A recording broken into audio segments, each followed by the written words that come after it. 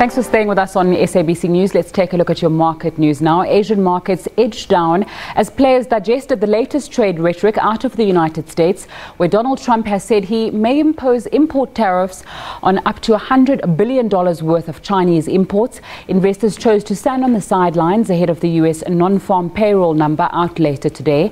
Tokyo shares rose higher at the back of a weaker yen, but by the close of play, the Nikkei share average was down 0.4%. Hong Kong markets were on a roll after closing for a national holiday yesterday. The Hang Seng Index closed up 1.1%. Mainland China markets were closed due to a national holiday. The Dow and S&P 500 posted gains for a third day in a row on Thursday, the longest positive streak in about a month.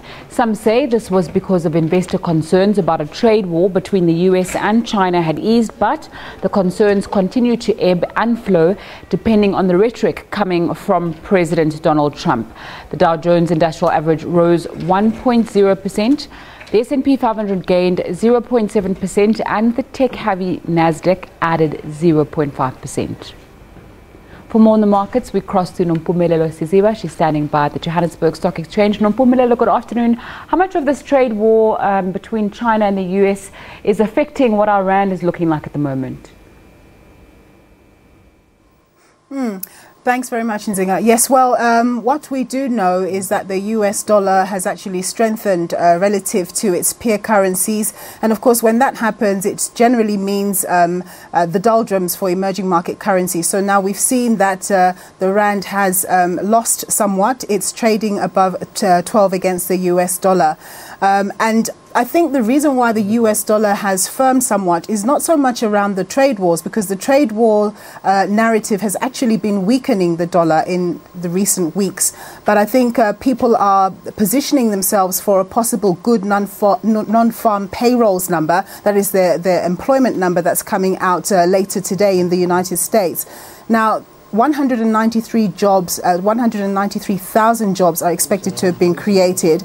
If more than that are created, and if they see a tick up in wage inflation, it's likely that people will believe that an interest rate hike is going to come sooner than later and more fast and furious. And of course, when that happens, it means people are concerned about inflation. So I think that's why we're seeing the US dollar firmer and therefore seeing the rand on the back foot currently. The all-share index is currently in positive territory, even though there's a general malaise across global markets. And I think that has to do with rand weakness.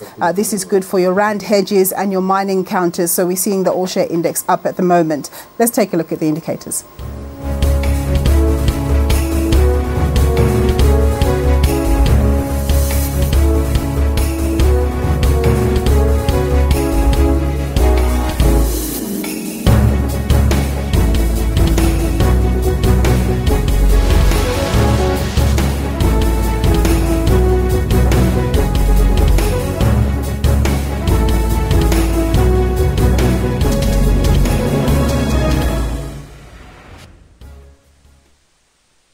I'm joined by Carl Givers. He's a CFO at Benguela Global Fund Managers. Thanks for joining us, sir.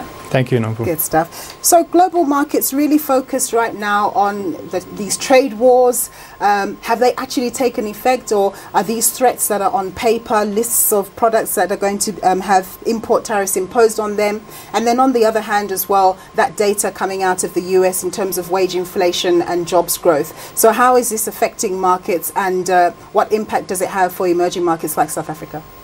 Yeah, I think firstly you were right on the rand, that it's probably more an issue around interest rates or inflation in the US. So if the markets or the job numbers look positive on that side, and you get wage inflation, it gives more reason to hike in the US, where everyone's expecting another 3 hikes this year, and that'll invariably put pressure on currencies outside of the US dollar. And I guess we've been our Reserve Bank or the governor has cut rates in, or the plans are that there might be some cuts. So just by that, there should be a slight weakness in the rand. The trade war, Yeah, I guess it's difficult to say with Trump. He's known to be a negotiator and using all ammo that he's got, but it'll probably also cause inflationary pressures in the US because now your goods will be more expensive, and maybe it'll cause a bit of deflation outside of the US, with the Chinese having to find new markets for their products. So it might be positive for operations in emerging markets. All right. And then it's interesting to see the gold price tends to react positively when there's bad news and there's uncertainty.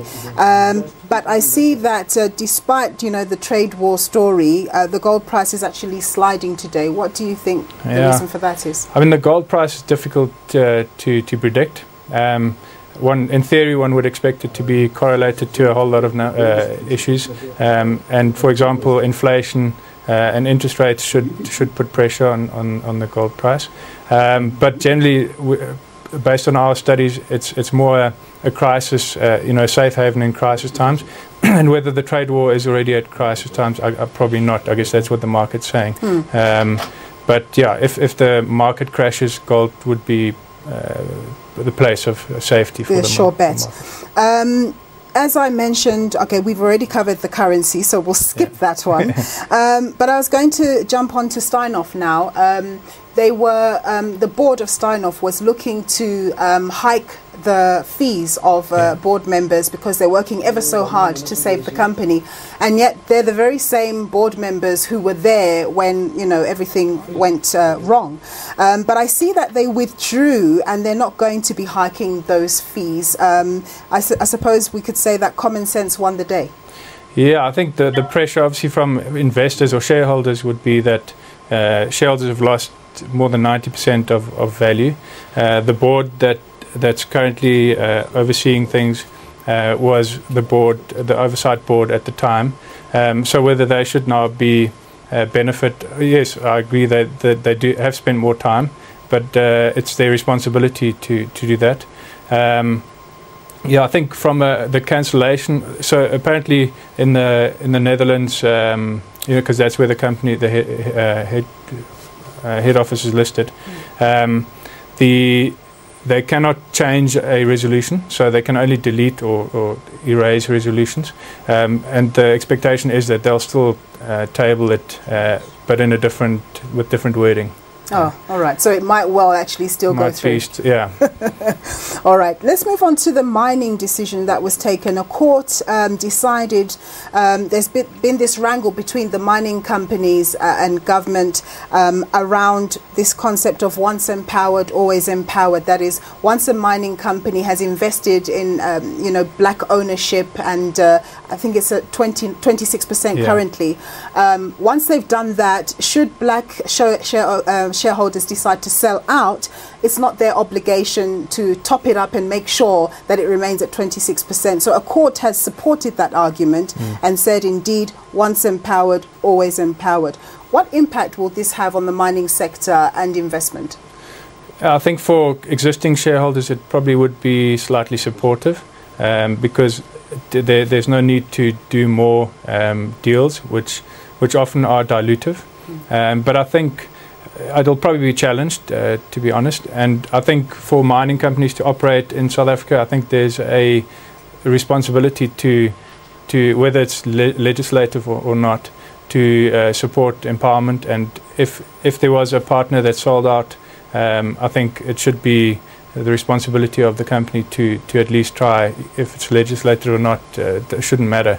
Long term, to be sustainable, you'll need to have a more empowered vehicle to do that.